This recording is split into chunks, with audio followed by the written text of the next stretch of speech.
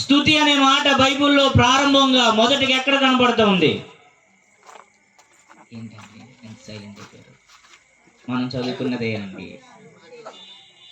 షేము దేవుడు స్తుతింపబడును గాక. తర్వాత ఎతికి నాకు ఎవరైనా చెప్పండి, లేదా మెసేజ్ చేయండి, ఈ మాటకు ముందు ఎక్కడైనా స్తుతి కనబడిందా? ఇది ఎన్నో అధ్యాయం? 9 కదా, ఇది 9వ అధ్యాయం. అంతకుముందు 8 అధ్యాయాలు బైబిల్లో ఉన్నాయి.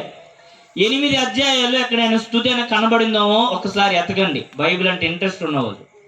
సరే, మొదటగా బైబిల్ గ్రంథంలో స్తుతి అనే మాట షేము దేవుడు స్తుతింపబడును గాక అనే మాటలోనే కనబడతా ఉంది. నోవాహు గారు మొదటగా షేము చేసిన పనిని బట్టి స్తుతి అనే మాటను పలికారు. ప్రియులరా, ఎలాగూ పలకడానికి కారణం ఏంటి? ఏం జరిగిందని ఈ మాట షేములో నుండి పలుకుతున్నారు? ఎందుకు నోవాహు గారు షేముకే ఈ మాటను వర్తింపజేశారు? నోవాహు గారికి 3 కుమారుల్లో ఎందుకు షేము గారికి ఘనత వచ్చింది? షేము దేవుడే ఎందుకు స్తుతింపబడును గాక అని ఆ కుమారుల్లో ఆయన గురించే నోవాహు గారు ప్రత్యేకించి వ్రాస్తున్నారు అనేది ఈరోజు మనం కొద్దిగా ధ్యానం చేద్దాం. ప్రియులరా, దేవుడు తన రూపము చొప్పున, తన పోలిక చొప్పున ఆదాము హవ్వలను చేశారు అని బైబిల్ గ్రంథంలో ఉంది. ఆదాము దేవుని పోలిక, హవ్వమ్మ గారు ఆదాములో నుండి వచ్చిన వారు. మొదటి నరులైన ఆదాము హవ్వలు దేవుని పోలిక చేత పరిశుద్ధంగా చేయబడిన జనులు. ప్రియులరా, సామాన్యమైన వారు కాదండి ఆదాము హవ్వ గారు. భక్తులు ఫాదర్ ఎం దేవదాసయ్య గారు తెలియజేస్తూ, దేవుడు ఆదాము హవ్వలకి ఇచ్చిన మహిమ సామాన్యమైంది కాదు అని తెలియజేశారు. ఎలాంటిదంట? సామాన్యమైంది కాదంట. ఆ భూమి యొక్క మహిమ, దేవుడే చాలా మహిమ కలిగిన వాడైతే ఆయన మహిమతో వచ్చి ఆదాము హవ్వలతో మాట్లాడుతుంటే దేవుణ్ణి చూడగలిగినంత మహిమ కలిగిన వారు ఎవరో? ఆదాము హవ్వలు. ప్రియులరా, భూమి యొక్క మహిమ, ఆదాము హవ్వ యొక్క మహిమ అంట పరలోకం వరకు కనబడేదంట. జాగ్రత్తగా వాక్యం వినాలి. ఆదాము హవ్వ యొక్క మహిమ ఎక్కడ కనబడేది? పరలోకానికి కనబడేదంట. సృష్టికి దేవుడిచ్చిన మహిమ నక్షత్ర మండలం వరకు కనబడేదంట. అంత మహిమను దేవుడు ఎవరికి ఇచ్చారు? సృష్టికి, ఆదాము హవ్వలకి. అయితే ఎప్పుడైతే ఆదాము హవ్వలు పాపంలో పడిపోయారో ఎవరి మహిమ తగ్గిపోయింది? ఆదాము హవ్వల యొక్క మహిమ తగ్గిపోయింది. ఇప్పుడు ఏ మహిమ ఎక్కువైపోయింది? మీరు నా ఇంక చూస్తుండగా వాక్యం అర్థమైంది. ఎవరి మహిమ ఎక్కువైపోయింది? సృష్టి మహిమ ఎక్కువైపోయింది. ఇప్పుడు ఆదాము హవ్వల మహిమ తగ్గిపోయింది. ఇప్పుడు సృష్టికున్న మహిమలో ఎవరు ఉండలేకపోతున్నారు? ఎవరు ఉండలేకపోతున్నారు? ఆదాము హవ్వలు ఉండలేకపోతున్నారు. ఇప్పుడు ఆదాము హవ్వలు సృష్టిలో ఉండాలని దేవుడు సృష్టి మహిమను కూడా ఏం చేశారు? ఆదాము హవ్వల కోసం తగ్గించేశారు. ఇప్పుడు సృష్టి కూడా మూలుగుతుందంట. ఈ మాట ఎప్పుడైనా విన్నారు మీరు? ఎక్కడ విన్నారు? రోమా పత్రికలు. సృష్టి కూడా మహిమను పొందుకోవడం కోసం మూలుగుతుందంట. ఎందుకు? వాళ్ళ కోసం నాకున్న మహిమను నువ్వేం చేసావు? తగ్గించావు. మరలా వారికి ఎప్పుడు మహిమిస్తావో, మరలా నాకెప్పుడు మహిమిస్తావో అని సృష్టి కూడా మూలుగుతుందట. కాబట్టి ప్రియులరా, అటువంటి మహిమతో ఉన్నారు ఆదాము హవ్వలు. ప్రియులరా, భక్తులు అన్నారు ఆదాము హవ్వల గురించి, ఒక పెద్ద ఆయన బైబిల్ మిషన్, బొడ్డు లేని నరులంట. ఎవరంట? ఏ నరులు? ఎందుకు వాళ్ళకు బొడ్డు లేని నరులని పేరు పెట్టారు? ఎందుకంటే వారు పుట్టిన వారు కారు. ఆదాము దేవునితో చేయబడిన వాడే, హవ్వమ్మ చేయబడిన వారే. వారిద్దరికి బొడ్డు లేదు. అటువంటి గొప్ప నరులు. ప్రియులరా, వారు ఎప్పుడైతే పాపములో పడిపోయారో, ప్రియులరా, దేవుడు పాపములో పడకముందు తన పోలిక ఇచ్చారు, తన లక్షణాలు ఇచ్చారు. అంటే దేవునిలో ఉన్న ప్రేమ ఎవరిలో ఉంది? ఆదాము హవ్వలో. దేవునిలో ఉన్న జ్ఞానం ఎవరిలో ఉంది? ఎంతటి జ్ఞానవంతుడో ఆదాము చెప్పనా? ప్రియులరా, రాత్రి పక్కటెముక తీసి హవ్వమును చేసి ఆదాము ఎదుటకు తీసుకొచ్చారు దేవుడు. తీసుకొస్తే వెంటనే ఆదాము అంటున్నాడు, నా ఎముకలో ఎముక, నా మాంసములో మాంసం, నాలో నుండి తీయబడ్డా కాబట్టి నీవు నారి. ఎలా చెప్పగలిగాడు? దేవుడు ఏమన్నా చెప్పాడు ఆదాముకి? దేవుడు చెప్పకపోయినా హవ్వమును చూడగానే నా శరీరంలో తీయబడిన దాన్ని తెలుసుకోగలిగినంత జ్ఞానం కలిగిన వాడు ఎవరు? ఆదాం. అది దేవుని జ్ఞానం. ఇంకా చెప్పనా, ఆ సృష్టిలో ఉన్న జీవులందరినీ ఆదాము ఎదుటకు తీసుకొస్తే దీనికి పిల్లి, దీనికి సింహం, దీనికి కుక్క, దీనికి ఇది ఇది అని పేర్లు పెట్టగలిగిన గొప్ప దైవికమైన జ్ఞానం కలిగిన వాడు దేవుడు. ఒక స్త్రీని తన ఎదుట తీసుకొస్తే ప్రియులారా తన భార్యగా స్వీకరించగలిగిన ప్రేమ కలిగిన వాడు. ఎప్పుడైతే పాపములో పడిపోయాడో దేవుడిచ్చిన జ్ఞానం కోల్పోయాడు. ఎవరో? ఆదాము. దేవుడిచ్చిన ప్రేమ కోల్పోయాడు. ఎవరో? ఆదాము. ప్రియులారా పాపములో పడంగానే ఆదాముకి ఏమి ఏర్పడింది అంటే దిగంబరత్వము. దిగంబరత్వం ఏర్పడితే ఏం చేయాలనుకున్నాడు? అంజురపు చెట్ల ఆకులు కట్టుకున్నాడు. ఆకులు కట్టుకుంటే ఎంతకాలం దిగంబరత్వాన్ని మనం కాపాడుకోగలం? పొద్దున్న కట్టుకుంటే సాయంత్రానికల్లా ఏమైపోద్ది? వాడిపోద్ది. ఇప్పుడు ఆకులు తన దిగంబరత్వాన్ని ఆపలేవని తెలుసుకోలేనంత జ్ఞానంలో, ఎంత జ్ఞానవంతుడో పాపములో పడిన తర్వాత ఏం చేసింది? ఆదాము జ్ఞానం పోయి అజ్ఞానం అయిపోయింది. ప్రియులారా దేవుడు తన ఎదుట హవ్వమును తాగానే ఏం చేశాడు? ప్రేమించి చేర్చుకునేవాడు కాస్త పాపములో పడిన తర్వాత నువ్వు ఎందుకు పొరపాటు చేసావయ్యా అంటే నీవు నాకు నిజానికి ప్రేమించవలసిన హక్కు చేర్చుకున్నవాడు ఇప్పుడు ఏమయ్యాడు? జ్ఞానం కోల్పోయాడు. పాపం తర్వాత ఏం కోల్పోయాడు? ప్రేమను నిజమైన భర్త ఏం చేస్తాడంటే భార్య తప్పును తన మీద వేసుకుంటాడు. ఏం చేస్తాడు? వేస్తారా? వేసుకుంటారా? ఇప్పుడు ఏం కోల్పోయాడు? వద్దులే, ఎక్కువ వద్దు. ఏం కోల్పోయాడు? ప్రేమ కోల్పోయాడు. ప్రియులారా పాపం యొక్క ఫలితం ఏం చేసిందో తెలుసా? దైవికమైన జ్ఞానాన్ని కోల్పోయి అజ్ఞానంలో తీసుకెళ్ళింది. ప్రేమను కోల్పోయి ప్రియులారా తక్కువ ప్రేమలోనికి తీసుకువెళ్ళింది. ఇటువంటి దేన స్థితిలో ఉన్న ఆదాము హవ్వలో ప్రియులారా బిక్కుమంటూ దేవదాసయ్య గారు రాశారు, కాదన్న ఫలము తిని కడను కూర్చుని మూలను కూర్చుని ఏం చేయాలో అని తెలియక దిక్కులు చూస్తున్నాడు ఆదాము అన్నారు దేవదాసయ్య గారు. ప్రియులారా నిరాశలో ఉన్నాడు. గొప్ప మహిమతో ఉండవలసిన వాడు ఏమైపోయింది? మహిమను పోగొట్టు. ఒక్కసారి గొప్ప కోటీశ్వరుడు రోడ్డు మీద పడితే ఏమవుతాడు? గొప్ప కోటీశ్వరుడు ఒక్కసారిగా రోడ్డును పడిపోయి ఏమీ లేని వాడు అయిపోతే ఏమైపోతాడో ఆదాము పరిస్థితి కూడా అలాగే అయిపోయింది.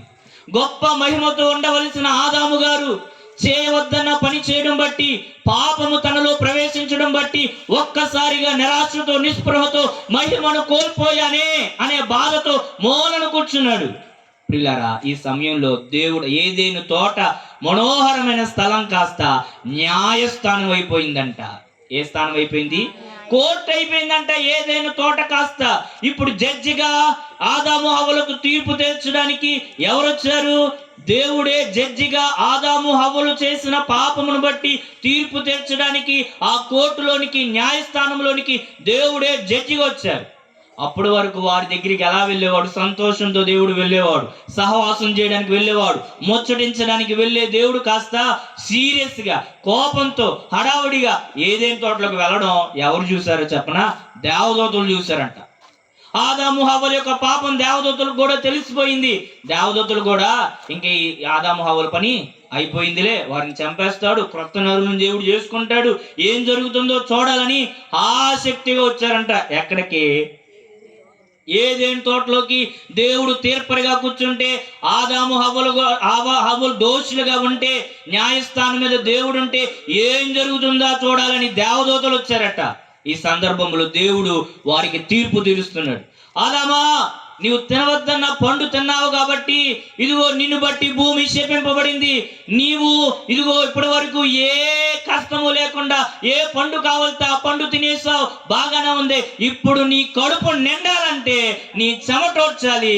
ఇదిగో ఏ చిన్న తేడా లేని మొక్కను మొలిపించే ఈ భూమి పిచ్చి చెట్లను, ముండ్ల చెట్లను, తుప్పలను మొలిపిస్తుంది. కాబట్టి నువ్వేం చేయాలంటే, నీకు ఇప్పుడు పంట సామాన్యంగా పండదు, నీవు కష్టపడి భూమిని సేద్యం చేసి అప్పుడు నీ కడుపు నింపుకోవాలి, నీ భార్య కడుపును కూడా నింపాలి. కాబట్టి నీకేంటంటే ఇదే శిక్ష. అయినా నీవు చింతొచ్చొద్దు, నీ రూపాన నా కుమారుని నేను పంపిస్తా. దేవునికి మహిమ కలుగును గాక. అప్పుడు హవ్వమ్మ దగ్గరికి వెళ్ళి, హవ్వమ్మా అంతా తెచ్చిపెట్టింది నువ్వే, హవ్వమ్మా అవ్వా అన్నాడండి దేవుడు. అవ్వా అంటాం కదా మనం, అవ్వమ్మా అవ్వా ఎంత పని చేసావు అమ్మా, ఇగో నీ గర్భవేదన పెరుగుతుంది, వేదన పడి పిల్లలను కంటావు, కానీ నువ్వు చింతించొద్దు, నీ కడుపునే నా బిడ్డను ఇస్తాను అన్నాడు. దేవునికి మహిమ కలుగును గాక. హవ్వమ్మ దగ్గరికి వెళ్ళి, దేవుడు నీ కడుపున నా కుమారుని నేను జన్మింపజేస్తాను అన్న మాట అక్కడున్న ఎవరున్నారు చెప్పనా, దేవదూతలు విన్నారంట. హవ్వమ్మ నీ కడుపు నా కుమారుని నేను పంపిస్తాన్న మాట గబ్రియేలు దేవదూత గారు అక్కడ ఉన్నారంటే విన్నారంట. ఏ మాటను? దేవుడిని గర్భాన నా కుమారుని పంపిస్తానన్న మాట గబ్రియేలు దేవదూత గారు విని ఆ మాటను మూట కట్టుకున్నారంట. మాటను ఏం చేశారు? మూట కట్టుకున్నారంటే ఎవరో గబ్రియేలు దేవదూత గారు. ఆ మూటను కొట్టుకుని 4000 సంవత్సరాలు నిరీక్షించి ఆ మూటను మరియమ్మ గదిలోకి వచ్చి విప్పి, ఆ దయాప్రాప్తురాల నీకు శుభము, ఆ మూటను ఆ గబ్రియేలు దేవదూత గారు విప్పి మరియమ్మ గర్భాన వేశారంట. అందుకే ఇప్పుడు మనం క్రిస్మస్ చేసుకున్నాం. దేవునికి మహిమ కలుగును గాక. కాబట్టి ప్రియులరా, ఆదాము హవ్వల యొక్క స్థితి చాలా దౌర్భాగ్యమైన స్థితి. అటువంటి దిగంబరత్వములో, నిరాశలో, నిస్పృహలో, వేదంలో ఉన్న ఆదాము హవ్వల గారి దగ్గరకు ప్రియులరా దేవుడు వెళ్ళి, ఇదిగో మీ దిగంబరత్వం ఆకుల వల్ల పోదు. ఆకులు దేన్ని సూచిస్తున్నాయో చెప్పనా? స్వనీతిని. దేనిని? స్వక్రియలను. ప్రియులరా, చాలా మంది వారి పాపమును పోగొట్టుకోవడం కోసం చాలా సొంత కార్యాలు లోకంలో చేస్తూ ఉన్నారు. ఏ స్వనీతి పాపమును పోగొట్టలేదు. స్వంత కార్యాలు ఏవి పాపమును పోగొట్టుకోలేవు. ఎన్ని తిరిగినా పోవు పాపములు, ఎంత ఏడ్చినా పోవు. అన్నీ చేసిన క్రీస్తును నమ్మితే గాని ఏం పోవు మీ పాపమునకు. ఆదాము హవ్వలు కూడా వారి స్వంత క్రియ వారి పాపాన్ని, వారి దిగంబరత్వాన్ని కప్పిందా? కప్పలేదు. అప్పుడు దేవుడే ఆ ఏదెను తోటలో ఒక గొర్రెను చంపి ఆ గొర్రె చర్మాన్ని వారికి వస్త్రాలుగా ఇచ్చి వారి దిగంబరత్వాన్ని తీసివేశారు. దేవునికి మహిమ కలుగును గాక. ప్రియులారా, ఆదాము హవ్వల దిగంబరత్వం పోవాలంటే ఒక గొర్రె ఏం చేయాల్సి వచ్చింది? తన చర్మాన్ని ఇవ్వాల్సి వచ్చింది. ఒక మాటలో చెప్పాలంటే ఒక గొర్రె దిగంబరంగా మారితే గాని ఆదాము హవ్వల యొక్క దిగంబరం పోలేదు. అంత బాగానుంది, అంతా జరిగింది. కాలం గడిచిపోతుంది, పాపం విస్తరించిపోతుంది. ఆదాము హవ్వలు చేసిన పాప నైజం కయ్యను నుండి అలాగూ తరతరాల్లోనికి పాపం విస్తరిస్తుంది. ప్రియులరా, చివరికి ఆ పాపం పోగొట్టడానికి భూమంతటిని ఒక కడగబడిన పల్లెంలా మార్చాలని దేవుడు ఒక జల ప్రళయాన్ని పంపారు. అంతటి లోకంలో ఒక్క నీతిమంతుని కుటుంబం ఉంది, ఆయనే నోవాహు. 8 మంది సభ్యులు నీతిమంతుని కుటుంబం ఓడలో ఉన్నారు. ప్రియులరా, అంతా నశించిపోయారు. ఆ ఓడ ఏదేమైనా ఆరిన నేలకి కొండ మీద ఉంది. భూమి అంతా ఆరిపోయింది, వర్షం అంతా పడింది. ప్రియులరా, ఇక క్రొత్త భూమి, క్రొత్త ఆకాశంగా సృష్టి అంతా భూమి అంతా క్రొత్త భూమి ఆకాశంగా ఉంది. ఆ భూమి అంతటికి జనం ఎంతమంది? 8 మంది మాత్రమే. అంతా బాగుండగానే ప్రియులరా, ఇక్కడ నుండి మన ప్రసంగం స్టార్ట్ అయింది. ప్రియులరా, ఈ సమయంలో జరిగిన విషయం ఏంటంటే నోవాహు గారు ఒక ద్రాక్ష తోటను నాటారు. చదువుదాం వాక్యం 9వ అధ్యాయం 20వ వచనం. నోవాహు వ్యవసాయం చేయనారంభించి ద్రాక్ష తోట వేసును. పిమ్మట ద్రాక్షరసం త్రాగి మత్తుడై తన గుడారములు వస్త్రహీనుడుగా ఉండెను. అప్పుడు కనానుకు తండ్రి అయిన హాము తన తండ్రి వస్త్రహీనుడై ఉండుట చూచి బయటనున్న తన 2 సహోదరులకు సంగతి. ప్రియులరా, ఈ సందర్భంలో కొత్తగా చక్కగా ప్రియులరా సృష్టి అంతటిలో 8 మంది ఉన్నారు. నోవాహు గారు ఒక ద్రాక్ష తోట వేశారంట. ద్రాక్ష తోట వేసి ఆ ద్రాక్ష రసం తాగేసి ప్రియులరా ఎక్కువగా తాగిన మత్తు వచ్చింది. మత్తు రాగానే ఏమైపోయాడంటే పడుకున్నాడు. సామాన్యంగా పడుకుంటే పర్లేదు, దిగంబరం అయిపోయాడు. తన వస్త్రాలు ఊడిపోయాయని తెలియనంత దిగంబరుడుగా నోవాహు పడిపోయాడు. ప్రియులరా, ఇక్కడ కూడా ఏం కనబడుతుంది అంటే దిగంబరత్వం కనబడుతుంది. దిగంబరత్వం అనగా పాపమునకు సూచన. ఎంత నీతిమంతుడు గొప్పవాడు, దేవుని మాట చెప్పింది చెప్పినట్లుగా చేసిన నోవాహులో కూడా ఆదాము హవ్వలు చేసిన అతిక్రమం యొక్క నైజం వచ్చి పడి ఆనాడు ఆదాము హవ్వలను ఎలాగున పాపము దిగంబరులుగా చేసిందో ఆ నైజము ఎవరిలో పోలేదు. కొత్త ఆకాశం కొత్త భూమి ఉన్న జనులు ఎంతో కొంత పాతవారే. ఆ నైజము నోవాహులోకి వచ్చింది. ఆ నైజమే, పాప నైజమే మరలా నోవాహును ఏం చేసిందయ్యా అంటే దిగంబరుడుగా చేసింది. అయితే ఆ దిగంబరం చూసిన హాము, ఆమెను చూసి ఎవరు హాము గారు, బాగా వినండి, హాము గారు తన తండ్రి చేసిన ఆ పొరపాటును చూశారు. చూసి ఆయన ఏదో వెంటనే చేసేస్తే పని బాగుండేది. ఇక్కడ వ్రాయబడిన మాట ఏంటంటే పూర్తిగా వ్రాయబడలేదు, కానీ హాము చేసిన పని ఏంటో చెప్పిన తన తండ్రిని గురించి అల్లరి చేశాడు, తన తండ్రిని హేళన చేశాడు, తన తండ్రిని అవమానపరిచాడు. తన తండ్రి దిగంబరత్వాన్ని కప్పవలసింది పోయి బయట ఉన్న ఇద్దరు సహోదరులకు వెళ్ళి ఈ సంగతిని తెలియజేసి ఆ తండ్రికి అవమానం కలిగించేలా చేశాడు, తండ్రిని హేళన చేశాడు, తండ్రిని అల్లరి చేశాడు. ఎవరి దగ్గర? నీకు తప్పు కనబడిందండి, నీవే తప్పును గద్దించి లేకపోతే 1-2 సార్లు చెప్పి ఏం చేయాలి?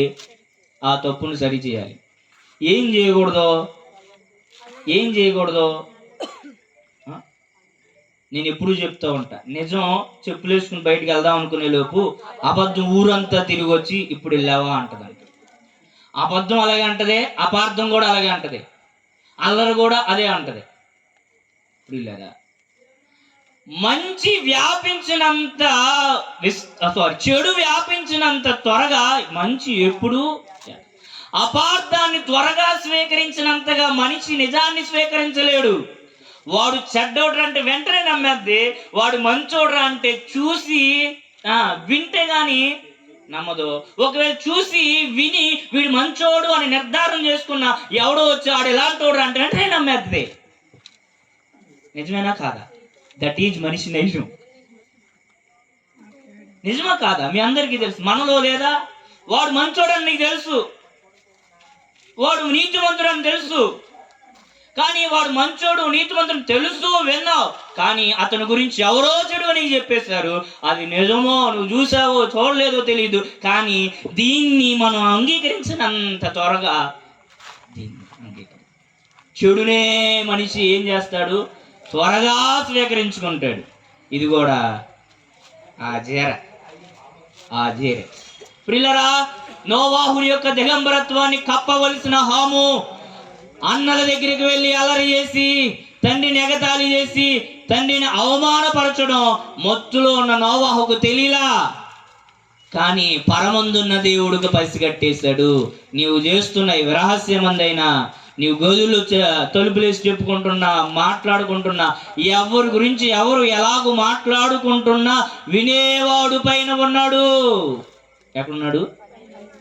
మనం చేసే ప్రతి కార్యము చూచే దేవుడు పైన ఉన్నాడు, మనతోనే ఉన్నాడు పైన. అందుకే మలాకిలో యెహోవా యందు భయభక్తులు కలిగిన వారు 2-3 మాట్లాడుకుంటుంటే చెవియొగ్గి ఆలకిస్తాడంట. ఏం యొగ్గి ఆలకిస్తాడు? మీ ప్రార్థనకైనా దేవుడు చెవియొగ్గి ఆలకిస్తాడా లేదో అనేది పక్కన పెడితే, ముందు నీవు ఇద్దరితో మాట్లాడుకుంటున్నావు కదా, ఇతరులతో మాట్లాడుతున్నావు కదా, అది మాత్రం దేవుడు ఏం చేస్తారంట.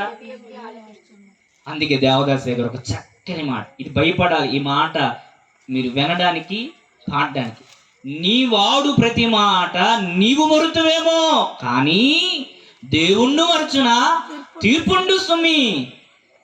నీవు మాట్లాడే ప్రతి మాట మాట్లాడేసి ఇతరులను గాయపరిచేసి నువ్వు మర్చిపోతావేమో, ఇతరులను బాధపరిచేసి నువ్వు మర్చిపోతావేమో, కానీ దేవుణ్ణి మరచునా తర్వాత అలాగని వదిలేస్తే బాగుండేదేమో. దేవుడు అంటాడు తీర్పు ఉండును సుమి అంటాడు దేవుడు. నోవాహు మత్తుడే ఏమీ విననివాడిగా చూడనివాడిగా పొరున్నాడు, కానీ హాము తండ్రిని అసహించుకున్న సంగతి, వెళ్ళి వారి దగ్గర అవహేళన అపహాస్యం చేసిన సంగతి నోవాహుకు తెలీదు, దేవుడు చూస్తూ ఉన్నాడు. 108 మంది అక్కడ. ఎంతమంది? 8 మంది. ప్రియులరా, ఈ షేము వెళ్ళి అవహేళన చేసిన సంగతి వెంటనే హాము వెళ్ళి తప్పు చేసిన సంగతి షేము విన్నారు. ఇంకెవరు విన్నారు? హాము విన్నారు. ఇద్దరు విన్నారు. యా తండ్రి, అలా ఉంటే కప్పవలసిన పోయి మా దగ్గరకు వచ్చి ఎగతాళి చేస్తావా?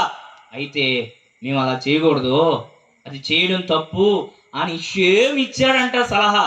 అయితే అన్నా యాపేతు, నిజం సారీ, ఎవరికి పెద్దోళ్ళు అనేది నాకు కన్ఫ్యూజన్గా ఉంది. నేను ఒక్క వచనం చెప్తా. మీరు ఇప్పుడు వరకైనా షేము, హాము, యాపేతు ముగ్గురు పెద్దోళ్ళు ఎవరు చెప్పారు? వెనకాల ఎవరు చెప్తున్నారు ఏంటో? షేమ్ పెద్దోడా, హాము పెద్దోడా, యాపేతు పెద్దోడా? సరే, ఒక్క రెఫరెన్స్ చెప్తా, నాకు ఎవరైనా క్లారిటీ ఇచ్చేయాలండి ఎవరు పెద్దోళ్ళు. దీనికి నాకు అర్థం కాలేదు, పోన్లే మీకు చెప్తాను. 21, 10, 21 చదవండి. 10, 21 త్వరగా. మరియు ఏబేరు యొక్క కుమారులందరికి పితరుడును పెద్దవాడైన యాపేతు సహోదరుడు షేము కూడా అర్థమైందా? ఎవరిని యాపేతు పెద్దోడు అంటున్నారు, షేముని అంటున్నారా, యాపేతుని అంటున్నారో మీరు నాకు వెళ్ళిపోయేటప్పుడు ఇప్పుడు అతకండి, వాక్యం వినండి. ప్రియులారా, ఏది ఏమైనా షేము, యాపేతు ఇద్దరు అక్కడ ఉన్నారు. అక్కడ ఉంటే హాము వచ్చి అలరి చేస్తాడు. అయితే ఇప్పుడు షేమ్ ఇస్తున్నాడు ఐడియా. అరే, నువ్వు చేసింది చూడడం తప్పు, చూసావు తప్పకపోవడం తప్పు, ఇవన్నీ చేయడం తప్పు. కాబట్టి మనం ఒక పని చేద్దాం, మన తండ్రి యొక్క దిగంబరత్వాన్ని మనిద్దరం కప్పుతాం. వాడు అవహేళన చేశాడు, మనం మన తండ్రిని గణపరుద్దాం అని చెప్పి, ప్రియులారా, ఇద్దరు ఇలా నుంచున్నారు, ఇటోకులు నుంచున్నారు. ఎంత చక్కగా ఇక్కడ వాళ్ళు చేస్తున్నారు చూడండి పని. చూడకూడదు అనే అంశంలో ఇద్దరు నుంచున్నారు. షేమ్ భుజాల మీద, హామ్ భుజాల మీద ఏం వేసుకున్నారు? దుప్పటి వేసుకున్నారు, ఒక వస్త్రం వేసుకున్నారు. వెనక్కి నడిచారంట. ఏం చేశారు? వెనక్కి నడిచారు. వెనక్కి నడిచి ఎవరు కప్పారు? నోవాహు చాలా గొప్పోడే, కానీ ఆ తెగంబరత్వంలో పడిపోయిన స్థితి మనకి సూచనగా ఉంది. ఎవరికి సూచనగా ఉంది? మనకి సూచనగా ఉంది. మనం కూడా పాపం చేసి నోవాహు ఎలాగున దిగంబరిగా పడిపోయాడు. ప్రియులారా, మనం కూడా పాపం వలన దిగంబర స్థితిలో ఉన్నాము. బహిరంగంగా దిగంబరంగా లేకపోయినా ఆత్మీయ దిగంబరులుగా మనం ఉన్నాము. ప్రియులారా, ఈ యొక్క చివరి సంఘమైన లవోదికీయ సంఘంతో దేవుడు అంటాడు ప్రకటన గ్రంథములో, నీవు ఎలాంటి వాడువు? దిక్కుమాలిన వాడవు, దౌర్భాగ్యుడవు, దిగంబరుడు అంటాడు దేవుడు. అంటే ఏంటి? వాళ్ళు అంత వస్త్రాలు లేకుండా తిరుగుతున్నారు? కాదండి. ఆత్మీయంగా వారు ఎలా ఉన్నారయ్య అంటే, ఆధ్యాత్మికంగా ఏమీ లేని తనమే, ఆత్మీయంగా ఏమీ సంపాదించుకోకపోవడమే, ఆత్మీయంగా ఏ వస్త్రం పొందుకోకపోవడమే, ఆత్మీయంగా ఎదగకపోవడమే, చచ్చిన స్థితిలో ఆత్మీయంగా ఉండడమే దిగంబరత్వము. యేసుక్రీస్తు ప్రభు మన మీద వస్త్రం కప్పక ముందు ఆ నోవాహు స్థితి ఎలా ఉందో ప్రియులరా, లోకమంతా మానవుల స్థితి కూడా అలాగే దిగంబరులుగా ఉంటే, షేము వలె యేసుక్రీస్తు ప్రభు వారు కూడా ముందుకు నడవలేదు. కానీ ప్రియులరా, మన మానవును కప్పడానికే, మనకు వస్త్రం ఇవ్వడానికే, మన అవమానం తొలగించడానికే యేసుక్రీస్తు ప్రభు వారు కూడా తన భుజముల మీద రాజ్యభారం ఉండనన్నట్లుగా తన భుజాల మీద ఒక వస్త్రం వేసుకుని, తన భుజాల మీద ఒక భారమును మోసి ముందుకు వెళ్ళలేదండి. ఆయన వెనక్కి నడుచొచ్చాడు, పరలోకం కంటే ముందు పైకి. కానీ ప్రభు అంట వెనక్కి నడవడం అంటే పరలోకంలో నుండి దేవదూతల లోకం దిగి రావడం, దేవదూతల లోకంలో నుండి పరదేశంలోకి దిగి రావడం, పరదేశంలో నుండి వాయుమండలోనికి వెనక్కి నడవడం, వాయుమండలం నుండి భూమి మీదకే వెనక్కి నడవడం. పరలోకములో ఉండవలసిన దేవుడే మనందరి కొరకు షేము ఎలాగూ వెనక్కి నడిచాడు, యేసుక్రీస్తు ప్రభువారు కూడా వెనక్కి నడిచి భూమి మీదకి వచ్చి మనందరి మీదకి ఒక చక్కని రక్షణ అనే వస్త్రాన్ని కప్పి మన దిగంబరత్వాన్ని తొలగించారు. చప్పట్లు కొట్టి దేవుని నామాన్ని మహింపరుద్దాం. బోలో యేసు మహారాజుకే, బోలో యేసు మహారాజుకే. ఈ క్రియను చూచిన త్వరలో జరగబోయే ఈ యేసుక్రీస్తు ప్రభువారు చేయబోయే కార్యాన్ని షేము చేయడం చూసిన దేవదేవుడే నోవాహులో నుండి ఒక చక్కని ప్రవచనాన్ని ప్రవచిస్తున్నారు. ఈ కార్యాన్ని చూసిన షేములో త్వరలో తన కుమారుడు చేయబోయే కార్యాన్ని చూశాడు. ఎవరు? దేవుడు. దేవుడు చూచి నోవాహు ద్వారా ఒక ప్రవచనం ఆత్మతో ప్రవచిస్తున్నాడు. అప్పటి వరకు మొత్తుడుగా ఉన్నాడు. కానీ ఈ క్రియ చూచిన నోవాహు ద్వారా ఆత్మ తండ్రి ఒక ప్రవచనం ప్రవచిస్తున్నాడు. షేము దేవుడు స్తుతింపబడును గాక. చేసిన కార్యాన్ని బట్టి షేములో ఉన్న దేవా, కొన్ని సంవత్సరాల తర్వాత నీవు కూడా లోకమంతటి మీదకి వెనక్కి దిగువచ్చి వెనక్కి నడిచొచ్చి ఒక వస్త్రాన్ని కప్పబోతున్నావు నాయనా. మానవుల దిగంబరత్వం తొలగించబోతున్నావు నాయనా. మానవుల అవమానం తీసివేయబోతున్నావా? మానవుల యొక్క స్థితిగతులను మార్చబోతున్నావా అని దేవుడు ఆత్మ తండ్రి ప్రవచనం. ఆనాడు ప్రియులరా, ఆదాము హవ్వలకు వస్త్రాలు ఇవ్వడం కోసం గొర్రె పిల్లగా దిగంబరుడుగా మారిన క్రీస్తు ప్రభువే మనందరికీ పోగొట్టుకున్న వస్త్రాలు ఇవ్వడం కోసం ప్రియులరా సిలువలో ఆయన దిగంబరుడుగా మారాడు. ఆయనకు సిలువ వేసే సమయంలో ఆయనకి ఏం చేశారు? సిలువ వేయాలి, అప్పటి వరకు మోసుకొచ్చాడు అంగి మీద. ఆయన ఒకటే నిలువుటంగి, విచిత్రమైన మహిమ కలిగిన అంగి. ఆ అంగి ముట్టుకుంటే రక్తస్రావస్త్రీ బాగైపోయింది. ఆ అంగి మహిమ కలిగిన అంగి, ప్రకాశవంతమైన అంగి. రూపాంతర కొండ మీదకి వెళ్తే ఆ అంగిలో నుండి గొప్ప మహిమ ప్రకాశం వచ్చింది. లోకంలో ఏ చాకలి కూడా దాన్ని చలువ చేయలేడు. అంత గొప్పగా ఆయన వస్త్రాలు ఏమైపోయాయంట రూపాంతర కొండపై. చెప్పండి, అంత మహిమతో ఉన్న వస్త్రాలు, ఆ మహిమతో ఉన్న వస్త్రాలు ముట్టుకుంటే బాగైపోతున్నారు.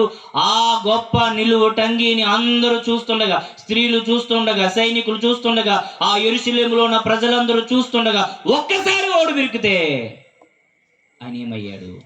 పిల్లరా, చిన్నపిల్లల జాయ్ బాబు మా పిల్లలు ఆడి ఒక్కసారి ఏమైనా డైర్ లాగేసరే స్నానం చేద్దామంటే ఆడు వెంటనే లోపలికి వెళ్ళిపోతాడు. చిన్నపిల్లోడు, అపరిశుభ్రం తెలియని పిల్లోడు, సరిగా జ్ఞానం లేని పిల్లోడు, ఆడికి కూడా ఏంటి వెంటనే దిగంబరుడుగా ఉన్నాను, నన్ను ఎవరిని చూస్తే నాకు సిగ్గు, నాకు కోపం అని చెప్పి వాడు లోపలికి వెళ్ళిపోతాడే.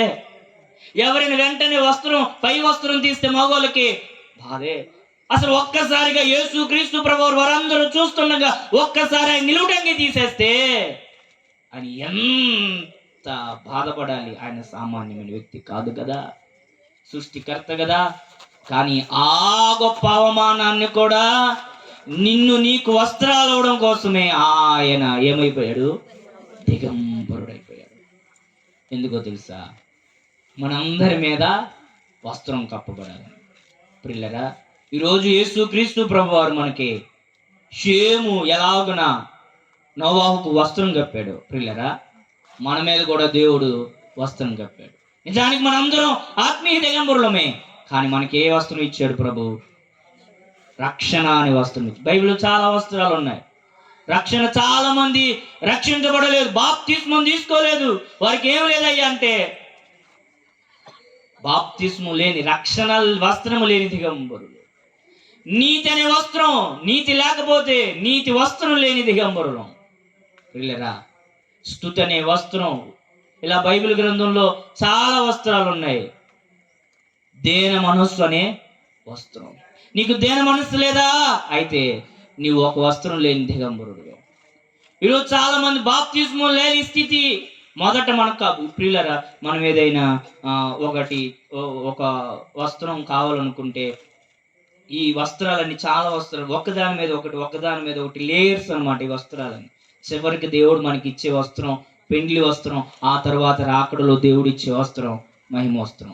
నాకు మహిమ వస్త్రం ఉంది, కింద అన్నీ లేవంటే కుదరదు. కింద ఫస్ట్గా నువ్వు రక్షణ వస్త్రం నుండి స్టార్ట్ అయితే నువ్వు దాని మీద నీతి అనే వస్త్రం వేసుకోవాలి. దాని మీద నీవు దేన మనస్సు అనే వస్త్రం వేసుకోవాలి. దాని మీద స్తుతి అనే వస్త్రం వేసుకోవాలి. దాని మీద నువ్వేం వస్త్రం వేసుకోవాలంటే పెండ్లి వస్త్రం వేసుకోవాలి. ఆఖరణ ఆయన వచ్చేటప్పుడు నీకు మహిమ వస్త్రం ఇచ్చి నిన్ను పూర్తిగా తీసుకెళ్తాడు. ఈ వస్త్రాలన్నీ చుటకే ఆయన ఏమైపోయాడు? దిగంబరుడు అయిపోయాడు. ప్రియులరా, ఆ నోవాహు మీద కప్పబడిన వస్త్రమే, ఆ నోవాహు దిగంబరత్వాన్ని కప్పిన ఆ వస్త్రమే ప్రభు సిలువలో మనందరికీ ఇచ్చిన వారై ఉన్నారు. ఆయన భూమి మీదకి నడిచి వచ్చాడు, వెనక్కి నడిచి వచ్చాడు. ఏం చేశాడు? నడిచి వచ్చాడు. ఈ మాటలు వింటున్న ప్రియ సహోదరుడా, నీవు దిగంబరుడుగా ఉన్నావా? నీవు ఏ వస్త్రం లేక దిగంబరుడుగా ఉన్నావు? అయితే దేవుడు అంటున్నాడు, నేను తగ్గించుకుని నీకు వస్త్రాన్ని కప్పుతాను. ప్రియులరా, మనం చాలా జాగ్రత్తగా దేవుడు మనకిచ్చినవి కాపాడుకోవాలి. మనకు దేవుడిచ్చినవి పోగొట్టుకోవడమే ఏంటో చెప్పన, దిగంబరం. మనకు దేవుడు చాలా దివ్య గ్రంథం, వాక్య గ్రంథాన్ని ఇచ్చాడు. మనం పోగొట్టుకోకూడదు వాక్యాన్ని. మీ బైబిల్ మీరు ప్రేమిస్తున్నారా? నేను ఒక 2017లో ఒక పొరపాటు చేశాను. అపరాధ భావంలో ఉన్న తప్పు చేసి, అసలుకే నేను తప్పు చేసి నాకు అర్థమే, ఒక పొరపాటు చేసి అపరాధ భావంలో ఉండగా నాకు మొదట మా అమ్మ ఇచ్చిన బైబిల్ చిన్నప్పటి నుండి ఆ బైబిలే నలగ చదివేశా. అదంటే చాలా ఇష్టం. అయితే ఎలా పోయిందో తెలియదు. ఒక పండుగ జరిగింది, మన రాకడ పండుగ. ఎలా పోయిందో తెలియదు. ఇప్పటికీ ఆ బైబిల్ ఎలా పోయిందో, ఎవరి దగ్గరికి వెళ్ళిందో మిస్టరీ. నేను తర్వాత అనుకున్నా, నా తప్పు, నా ప్రేమించే బైబిల్ పోయిందని. మరొక సందర్భంలో అభిషేకానికి వచ్చిన బైబిల్ పోయింది. 2 బైబిల్ నేను చాలా జాగ్రత్తగా కాపాడుకున్న బైబిల్ నేను పోగొట్టుకున్నాను. ఇది 3వ బైబిల్. ఇది కూడా నాకు అభిషేకం అయిన తర్వాత, నాకు ఎప్పుడు ఫస్ట్ వచ్చే కానుకతో నేను బైబిల్ కొనుక్కుంటానయ్యా, నాకు అభిషేకం అయింది. ఎవరు నాకు ఫస్ట్ కానుక పెడతారో ఆ కానుకతో, నాకు బైబిల్ కొనుక్కునే కానుక పోయే ముందు నాకు దాంతో నేను బైబిల్ కొనుక్కుంటానంటే, నాకు తెలియకుండానే అభిషేకం అయిన తర్వాత స్తుతి గూడుకు పెట్టుకుంటే మా మేనత్త వచ్చి 1000 రూపాయలు కానుక ఇచ్చింది, తీసుకోరా అని. దాంతో అత్త, నేను దేవుడి దగ్గర అనుకున్నాను బైబిల్ కొనుక్కుంటానని, ప్రథమ కానుకతో కరెక్ట్గా సరిపోతే నీవు ఇచ్చి అని చెప్పి ఈ బైబిల్ కొనుక్కున్నాను. ఈ బైబిల్ కొనుక్కుంటే నేను ఎక్కడికి వెళ్ళినా దాదాపు నా బైబిల్ ఎక్కడ పడితే అక్కడ పెట్టను, పై స్థలంలోనే పెడతా. ఇప్పటికీ ఒక స్థలం కావాలని కోరుకుంటున్నా మా ఇంట్లో, కానీ కుదరట్లా. అక్కడే ఫోటో డబ్బాలు వస్తాయి, అక్కడే తైలం బాటలు వస్తాయి, అక్కడ దువ్వెన వస్తుంది, అక్కడ ఏదో ఒకటి వచ్చేది. ఎక్కడ భద్రపరుచుకుంది నీ పెడితే అక్కడే లేనిపోని అని వచ్చి చేరుతున్నాయి. సరే, ఏదో ఒక స్థలం కావాలని నేను మాత్రం నా బైబిల్ని పోగొట్టుకోను. ఇంక 2 పోయినాయి. నేను దీన్ని మాత్రం ఒక్కో స్థలాలకు కూడా తీసుకెళ్ళి, నా గలిబిల్ ఎక్కడ పోద్దు అని భయం. నా బైబిల్ నాతోనే ఉండాలి. ఈ బైబిల్ తప్పితే ఏ బైబిల్ నాకు చదవబుద్ధి కాదు. మీరు 1,00,000 రూపాయలు బైబిల్ ఇచ్చినా నాకు చదవబుద్ధి కాదు. నీ బైబిల్ నువ్వు ప్రేమిస్తున్నావా? నీ బైబిల్ నువ్వు జాగ్రత్తగా కాపాడుకున్నావా? నీ బైబిల్ అంటే నీకు ఇష్టమేనా? నీ బైబిల్కి మంచి కవర్ ఉందా? నీ బైబిల్ నువ్వు జాగ్రత్తగా కాపాడుకుంటే నువ్వు చాలా ధన్యుడివే. చాలా మంది ప్రియులరా, దేవుడిచ్చి పోగొట్టుకుంటారు. అది వరమే అయినా, అది అర్హత అయినా, అది భాగ్యమైనా, అది ఒక పని అయినా, దేవుడిచ్చి పోగొట్టుకోవడమే దిగంబరత్వం. ప్రియులరా, దేవుడిచ్చిన వరాన్ని పోగొట్టుకోవడమే దిగంబరత్వం. దేవుడిచ్చిన పనిని దూరపరుచుకోవడమే దిగంబరత్వం. చాలా మంది దిగంబరులుగా ఉన్నారు. ఇదిగో దేవుడు అంటున్నాడు, నేను మీకు వస్త్రాన్ని కప్పుతాను. చాలా మంది టాలెంట్స్ పోగొట్టేసుకుంటారు. నువ్వు పాటలు పాడే వరమైతే నువ్వు దాన్ని ఎక్కువ చేసుకో. దానికి వాడని నువ్వేమైద్ది, తుప్పట్టుద్ది. నువ్వు వాడబడు. నువ్వు ప్రార్థనా పరుడుగా వచ్చి ప్రార్థనా సమాజంతో చేరి నీ ప్రార్థనా సహకారం అందించి నీ ప్రార్థనకు పదును పెట్టుకో. ప్రియులరా, నీవు వాడబడకపోతే నీవు తుప్పు పడతావు. నిలవున్న నీరు ఎంత మంచి నీరైనా పోయి ఆ నీరు త్రాగడానికి పనికిరాని నీరుగా మారిద్ది.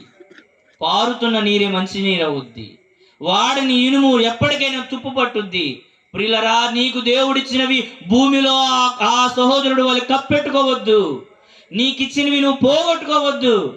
మేము ఇప్పటికీ బాధపడతా. మా సంఘంలో నయోమేని మా ఒక ఆవిడ ఉంటుంది. ఇప్పటికీ ఆవిడ పరిశుద్ధ ఆత్మని ఇచ్చారంట. దేవుడు ఆత్మతో భాషలు మాట్లాడి వారం ఇచ్చారంట. లోకంలో కలిసిపోయి కొంతకాలం ఇప్పటికీ ఏడ్చుద్ది ఆవిడ. అయ్యా, నీవు ఆత్మనిచ్చే నేను పోగొట్టుకున్నానయ్యా, నాకు ఈ అయ్యా అని ఏడుతుంది. ఇప్పటికీ ప్రార్థనలో చాలాసార్లు ఏంటంట, ఏం పోగొట్టుకుంది? ఆత్మను పోగొట్టుకుంది. అందుకే బైబిల్ ఆత్మను మీరు ఆర్పకుడి. ఈరోజు మనకి ఏ దిగంబరం ఉన్నా ప్రియులరా, దేవదేవుడే వెనక్కి వచ్చి షేములో ఎలాగో వెనక్కి నడిచొచ్చాడో అలాగే మనందరి కోసం ప్రభు వెనక్కి నడిచొచ్చి ఏం చేశాడో తెలుసా? వస్త్రాన్ని కప్పాడు. చూడండి, తప్పిపోయిన కుమారుని కథలో ఏం పోగొట్టుకున్నాడు? మలినమైన వస్త్రాలతో వస్తే ఏమిచ్చాడు తప్పిపోయిన కుమారుడికి తండ్రి? చెప్పండి, ఏమిచ్చాడు? ప్రశస్తమైన వస్త్రం ఇచ్చాడంట. ఎవరికి? తప్పిపోయిన కుమారుడు. ఇలా బైబిల్ గ్రంథం చాలా చోట్ల వస్త్రము అనే మాట మనం చూస్తూ ఉంటాం. వస్త్రం చాలా గొప్పది ప్రియులారా, మన మీద కప్పబడాలి. కప్పబడినప్పుడే మన దిగంబరత్వం పోతుంది. ఇంకా ఏంటంటే వెనక్కి నడవడం దేనికి సూచిస్తుందో తెలుసా? వెనక్కి తగ్గింపుకు సూచిస్తుంది. వెనక్కి నడవడం. షేము ఏం చేశాడు? తగ్గించు. ముందుకు నడవడం ఈజీయా, వెనక్కి నడవడం ఈజీయా? జాగ్రత్తగా చెప్పండి. లోకంలో ముందుకు నడవడాన్ని గొప్పగా ఎంచుతారు. నేను మొన్న ధ్యానం చేస్తుంటే, నాకు నేనుగా ధ్యానం చేసుకుంటూ ఉంటుంటే, ఆయన ఆశ్చర్యకరుడు, ఆలోచనకర్త, నిత్యుడగు తండ్రి, బలవంతుడైన దేవుడు అని వ్రాయబడి ఉంది కదా. ఆయన ముందుకు నడవడం బలమా, వెనక్కి నడవడం బలమా? బాగా ఆలోచించి చెప్పండి. బలవంతుడైన ఒక రకంగా బలవంతుడు. ఎందుకంటే మన పాప భారాన్ని మోయగలిగిన బలవంతుడు, మనకి ఎట్టి పని అయినా చేయగలిగిన బలవంతుడే. కానీ ఇంకో బలం ఏంటో చెప్పనా? ఇంకో బలవంతుడు ఎలా చెప్పనా? నువ్వు ఒక దెబ్బ వేస్తే 2 దెబ్బలు వేయడాన్ని లోకం ఏం చెప్పుద్దో తెలుసా? బలవంతుడురా అని చెప్పుద్ది. నువ్వు నిలబడి ఉంటే నేను తోసేసి కిందగా పాడేయడాన్ని లోకం ఏం చెప్పుద్దో తెలుసా? ఆవిడ బలవంతుడురా అని చెప్పుద్ది. నువ్వు తిడితే నిన్ను ఎలాగైనా ఇంకా బాగా తిట్టి నిన్ను మాటల్లో గెలవడాన్ని లోకం ఏం చెప్పుద్ది అంటే బలవంతుడురా అని చెప్పుద్ది. కానీ కొడితే కొట్టగలిగిన సామర్థ్యం ఉండి కూడా కొట్టించుకోకపోవడమే అస్సలైన బలం. దేవునికి మహిమ కలుగును గాక.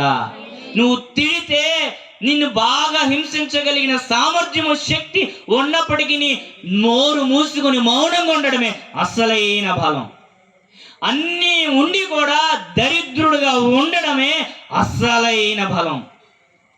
నిన్ను ఏదైనా చేయగలిగిన సామర్థ్యం, పిలిస్తే ఒక సేనా వ్యూహం రాగలిగిన బలము ఆయనతో ఉన్నా ఆయన ఏమీ లేని మౌనంగా సాధు స్వభావంతో ఆయన ఉండిపోవడమే అసలైన బలం.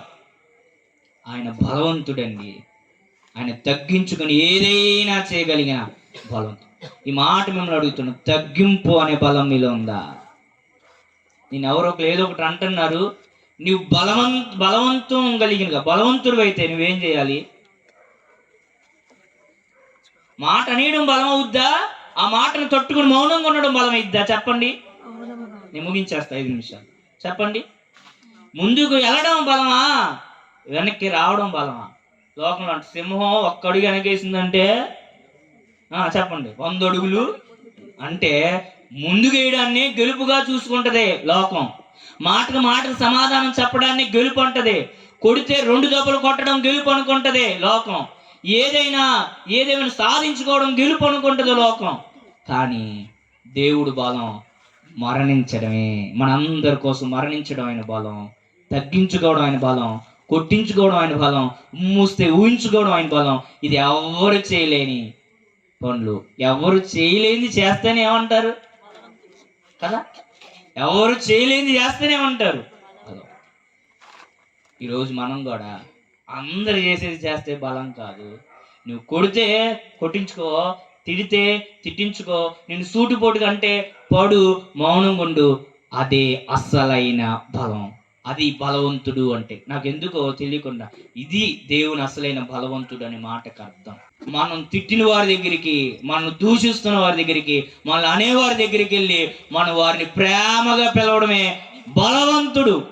దేవునికి మహిమ కలుగును గాక. తిడితే తిట్టించుకోవడమే బలం. ఈరోజు ఎవరికి యేసు బలం కావాలి? ఎవరికి వద్దు. ఎందుకంటే అందరూ మీరంట మీరు రెండంట. ఈ మధ్య తిట్టాలనుకుంటే నోటితో తిట్టట్లా. ఏం చెప్పారండి అంజలి గారు? మొత్తానికి మీ స్టేటస్లు ఎప్పుడు రాలేదు నాకు. పెట్టరా? ఓకే. అంటే మీరు అందరితో సమాధానంగా ఉంటున్నారు, సంతోషం. మనం కూడా ఎవరితో మాట్లాడదాం, డైరెక్ట్గా ఫోన్ చేసి మాట్లాడదాం, స్టేటస్లు పెట్టొద్దు. ఎవరిని తిట్టాలనుకున్నవాడు ఈ మధ్య వెంటనే వాళ్ళతో ఎవరి మీద నీ మీద పగుందో పండు నాకు వెంటనే రాత్రికి వెళ్ళంగానే నీ స్టేటస్ ఏంటని చూస్తా తిట్టి. ఇప్పుడు ఏం చేసిద్ది? నన్ను తిట్టాలనుకుంటే ఎక్కడ పెట్టుద్ది? స్టేటస్లో పెట్టుద్ది. అది ఏంటి? బలహీనత. ఇద్దరు భార్య భర్తలు ఒక ఇంట్లో ఉన్నారంట, స్టేటస్ ద్వారా మాట్లాడుకుంటున్నారంట వాళ్ళు. చూడండి దేని ద్వారా మాట్లాడుకుంటున్నారు? ఎవడు కనిపెట్టాడు దాని ప్రియులరా. చాటింగ్ పోయింది, ఇప్పుడు అందరూ స్టేటస్. ప్రియులరా, మనం ఓర్చుకోవడమే. వెనక్కి నడిచొచ్చాడు, దిగంబరత్వాన్ని కప్పాడు. ప్రియులరా, మరలా ఏం పొందుకున్నాడు? షేము దేవుడు స్తుతింపబడును. ఆయన చేసిన పని యేసుక్రీస్తు ప్రభువారు చేసే పని షేము ఆనాడు చేయబట్టి షేములో నోవాహు అప్పుడే యేసుక్రీస్తు ప్రభువారిని చూసి క్రిస్మస్ చేశాడంట. దేవునికి మహిమ కలుగును గాక. షేము దేవ వందనంబు చెప్పబడియేను, భూమి స్తుతుల నందుకొనిడు పూజనీయుడు, భూమి పైన నరుడుగాను పుట్టవచ్చెను, భూమి క్రిస్మస్ భోగమొందెను, భూమి క్రిస్మస్ భోగమొందెను. షేము దేవుడు స్తుతింపబడిన గాక.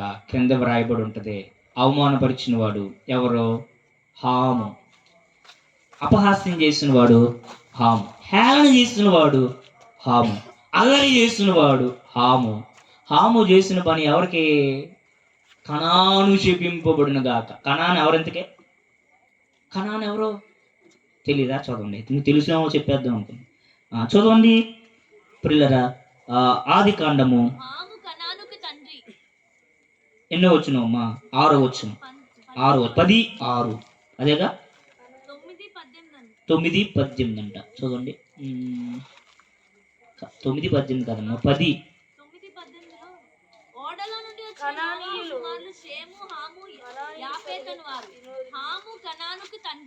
ఎన్నో వచ్చిన అది?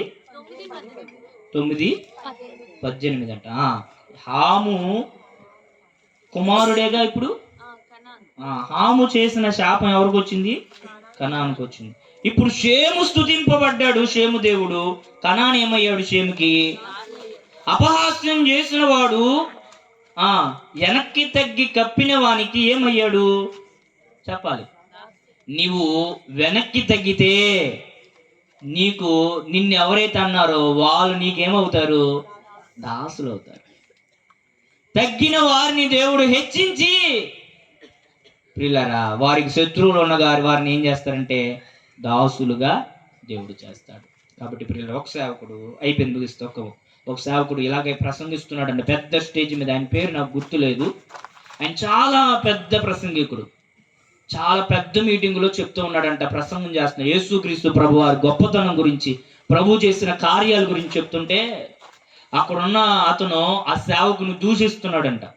అక్కడున్న ఒక అతను సేవకుని, నువ్వు అలాంటోడు, నువ్వు ఇలాంటోడు, అలాగే నువ్వు ఇలాగరా, నీ గురించి నాకు తెలీదా, అదా ఇదా అని చెప్పి దూషిస్తున్నాడంట. దూషిస్తా ప్రియులారా, అక్కడ ఉన్న వాళ్ళు ఆపుతున్న అదుపు కాక మరి వాళ్ళకి సాతాను దూరిందేమో, అలా పరిగెత్తుకుంటూ వచ్చి ఆ స్టేజ్ దగ్గర దూషించాడంట. అయినా ఆ సేవకుడు మౌనంగా బోధిస్తూనే ఉన్నాడంట. అక్కడున్న వాళ్ళందరూ కంట్రోల్ చేయాలని చూసిన పరిగెత్తుకుంటూ వచ్చి స్టేజ్ ఎక్కేసి ఆ సేవకుడి దగ్గరికి వచ్చి తిడుతున్నాడంట. తిడుతుంటే, నువ్వు అలాంటోడు ఇలాంటోడు అయితే నిజమే, నేను దేవుని సేవకుణ్ణి, దేవుని మాటలు ప్రకటిస్తున్నాను, ఒకవేళ నీవు అనే మాటలు నాలో ఉంటే దయచేసి ఆ మాటలు, ఆ కార్యాలని నాలో తొలగించాలని చెప్పి నా కోసం ప్రార్థన చేయని అతని చేయి తీసుకుని తన తల మీద పెట్టుకున్నాడంట ఆ సేవకుడు. వెంటనే ఆ సేవకుడు చేసిన పనికి ఆ తిట్టిన వాడు అక్కడే పశ్చాత్తాపడిపోయి కన్నీరు విడిచి అక్కడే మారు మనసు పొందాడంట. దేవునికి మహిమ కలుగును గాక. తన బలాన్ని మైకొందే, అరిసేసి తిట్టేయచ్చు, లేదా పైకెక్కాడు తోసేయచ్చు, కానీ తన బలం ఏంటో ఓర్పు ద్వారా, తన క్రియ ద్వారా కనపరిచి, ఓర్పు గొప్ప ద్రోహ కార్యాలు చేయకుండా ఆపుచేయండి. పిల్లలు, మన బలాన్ని ప్రదర్శిద్దాం, మనం బలవంతులుగా మారుదాం. క్రీస్తు బలమేంటో లోకానికి చెప్దాం. ఇదే క్రీస్తు ప్రభు బలం, ఇదే క్రీస్తు ప్రభు తగ్గింపు. మనలో దేవుడిచ్చిన పోగొట్టుకున్న స్థితి, ఆ దిగంబరత్వాన్ని తీసివేసుకుని ప్రభు ఇచ్చే వస్త్రాలతో మనం కప్పబడి దేవుని మహిమ కొరకు జీవిద్దాం. దేవుడు షేము చేసిన క్రిస్మస్ మన చేత చేయించునుగాక. మనందరి మాటలు పదిలపరచునుగాక. మహోన్నతుడైన మా తండ్రి దేవా, మాటకు మాట చెప్పడం, మాటల్లో గెలవడం, చేతల్లో గెలవడం దేవా, లోకములో పడవేయడం, పడగొట్టడం బలం